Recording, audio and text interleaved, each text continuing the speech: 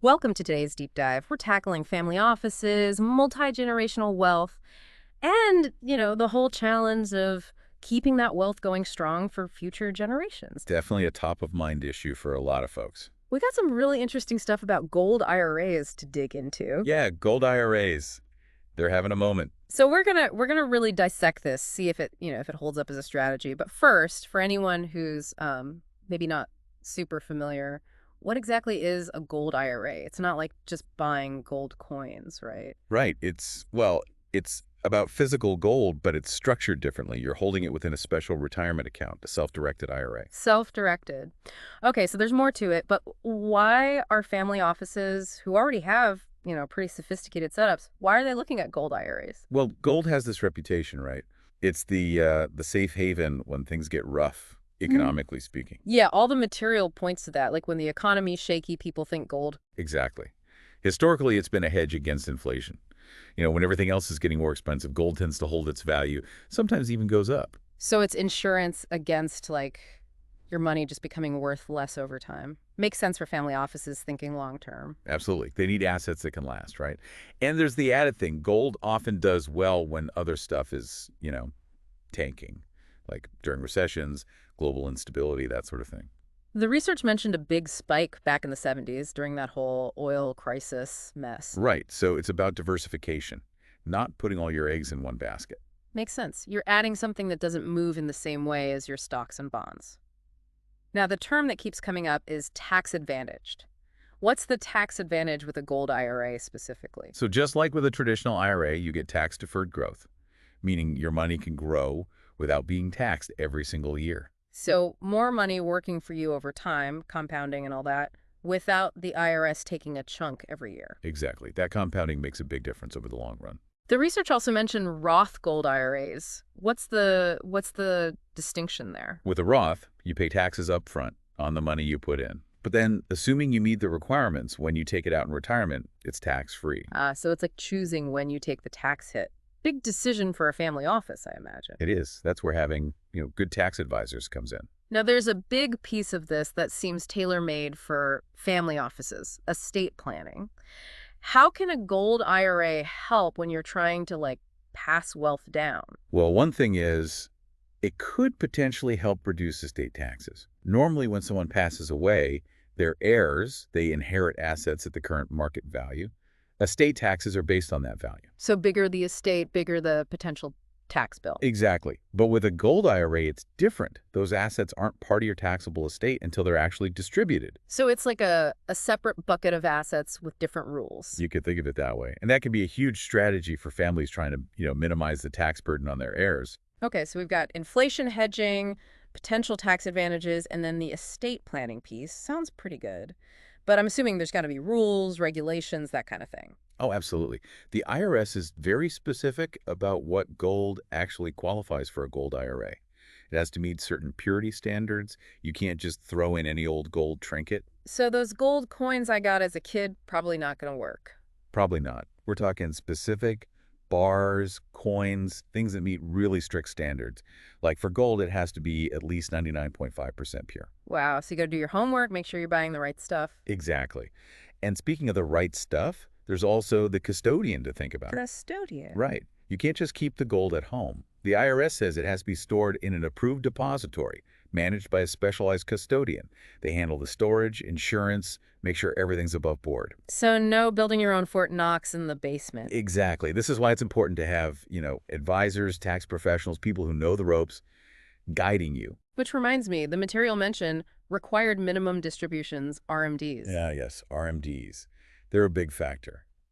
Basically, with a traditional gold IRA, once you hit 73, you have to start taking distributions from the account.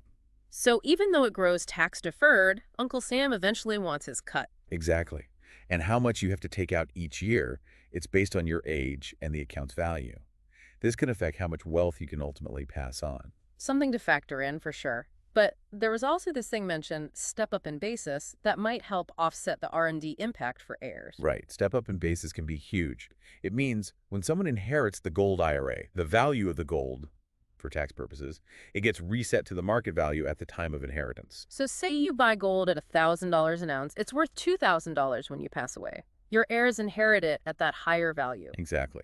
They wouldn't be taxed on that $1,000 gain from your lifetime. It helps reduce their tax burden even after those RMDs have started. Got it. That makes sense. But I have a feeling we're just scratching the surface here. We are. There's a lot more to uncover, Yeah. especially when we get into things like trusts and LLCs. That's where it gets really interesting for family offices.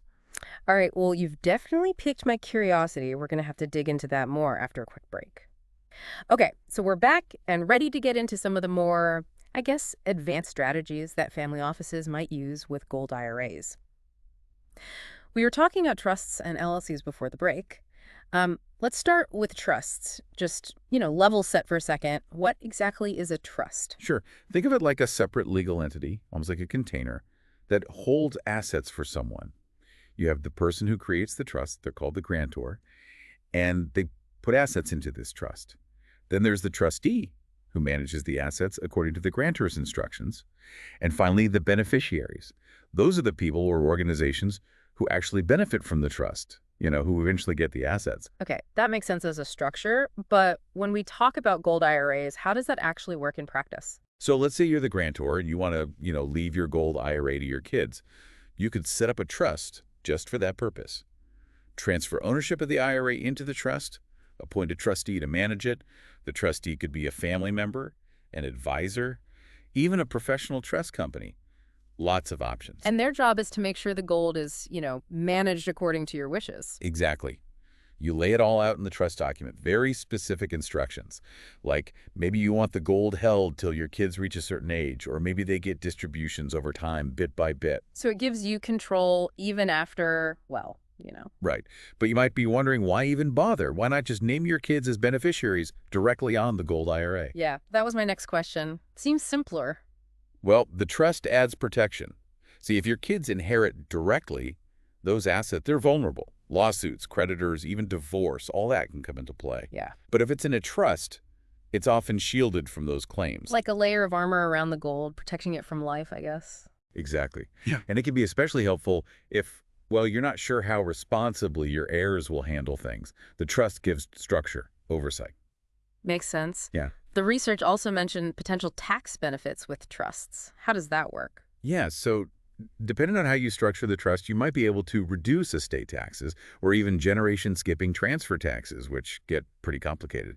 You'd need an estate planning attorney specializing in trusts to really dig into that. Sounds like trusts are powerful, but also maybe not something you just, set up on a whim. Definitely not a DIY project. Now, LLCs are a different beast.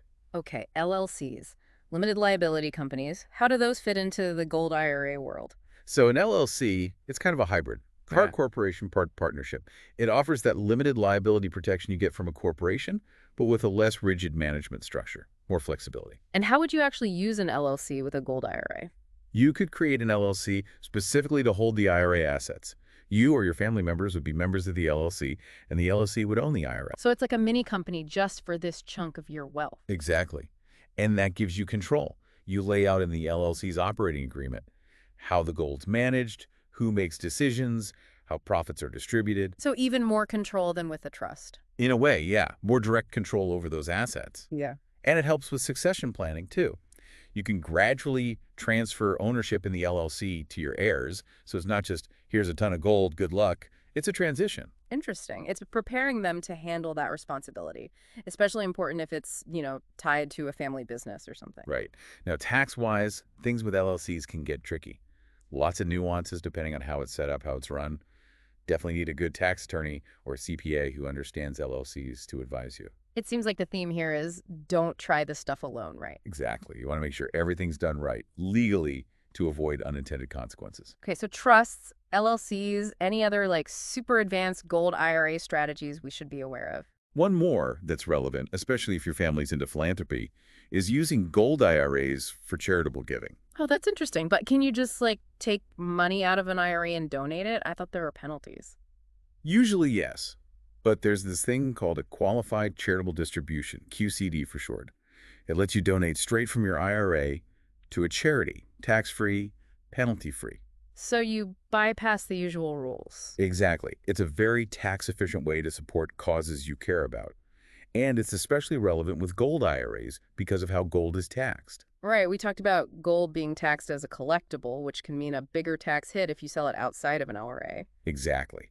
So if you were going to donate some of your gold anyway, doing it through a QCD from your gold IRA can save you a lot on taxes. Makes sense. It's a win-win. Support the charity and potentially reduce your tax burden. Okay, this is getting pretty sophisticated, but I think it shows that gold IRAs aren't just a simple investment. They can be really customized. Absolutely. And that's where having the right team of advisors is key. They help you create a plan that fits your family's specific goals and values. So let's say a family office is, convinced about gold IRAs. What's the first step? Where do they even begin? First step, find a good, trustworthy custodian. Right, because you can't just store it yourself. It's got to be with a specialist. Yep. They handle the storage, insurance, all those IRS rules, so you want to vet them carefully, like you would any financial partner. What else should they be thinking about? Well, traditional versus Roth Gold IRA, that's a big one. Depends on their current tax situation, their goals for the future. Right, each has pros and cons, tax-wise. Exactly. And then they got to decide what specific gold they want to buy. Wait, it's not just give me some gold. There are options. Oh, yeah. Bars, coins, even gold ETFs. Each one has its own quirks when it comes to, like, how easy it is to sell, the premiums, the storage costs. Wow, a whole gold world within the gold IRA world? You could say that. And again, advisors can really help you navigate those choices. Okay, so custodian, IRA type, specific gold chosen. What about after that? Is there ongoing management Oh, involved? yeah, it's not a set it and forget it thing. You got to review your portfolio regularly, same as you would with any other asset. Making sure it still makes sense, risk-wise, all that. Exactly. And you might need to rebalance. Say gold prices go way up. You might sell some to lock in those gains, reinvest elsewhere. And those expert advisors, they can help with all that too. Absolutely. They can give you guidance, make sure your gold IRA is still on track with your goals. Okay, this has been super helpful. But before we wrap up completely, there's this question that keeps nagging at me. Oh, what is it? We've talked about how gold IRAs work, the strategies, the taxes, all that, but not really about gold itself. Why gold? Why pick this as a, foundation for multi-generational wealth?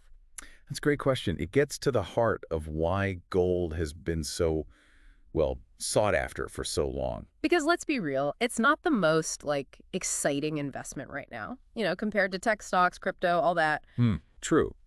But for family offices, it's not about, chasing trends. It's about something deeper. Preservation, security, building a legacy that lasts.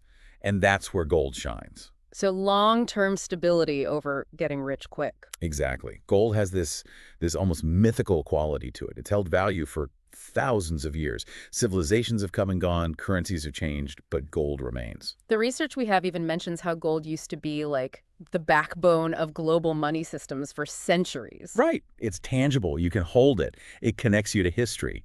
And that sense of permanence, it's reassuring in a world that feels so, unpredictable. Especially when you're thinking about wealth that needs to last for generations. Exactly.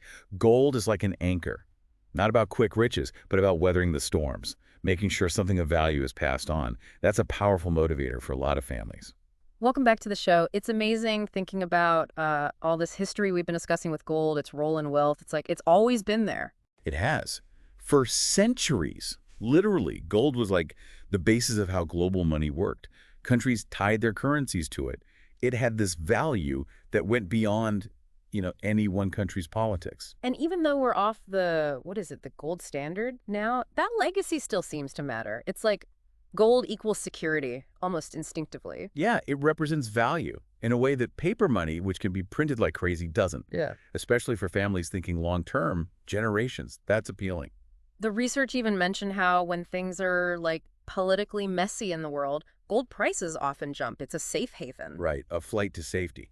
When the stock market's all over the place, gold seems steady, reliable. People crave that during uncertain times. Now, some folks might say gold is old news. Crypto, that's the new gold. It's a debate, for sure. But crypto is so new, still unproven in a lot of ways. Its value is, well, let's just say it swings wildly. Gold, it's got thousands of years backing it up. It's been through it all. Still standing. Exactly. And while it might not make you rich overnight, like some people hope with crypto, it does provide stability, which is really valuable when you're trying to preserve wealth over generations. It's that long game, not the quick win. Right. Protecting what you have, making sure it lasts. That's the core idea. And that brings us right back to gold IRAs, right? You're holding this enduring asset, but within a structure that has tax advantages, estate planning benefits, all that.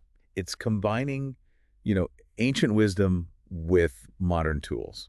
A really interesting strategy. And I think it's more than just the numbers. There's almost a philosophical side to this. How so? When you pass down wealth, you're not just passing money, it's values, a sense of responsibility, a legacy, right? Gold, with all its history, it represents that in a really tangible way. I see what you mean. It's a link between generations, Oof, ensuring that what you've built can keep supporting your family far into the future. powerful stuff. Well, listener, this has been quite the deep dive into gold IRAs. Hopefully, you've gotten a lot out of it. But as always, this is just the start. Keep researching, talk to those experts, and keep learning about managing your wealth.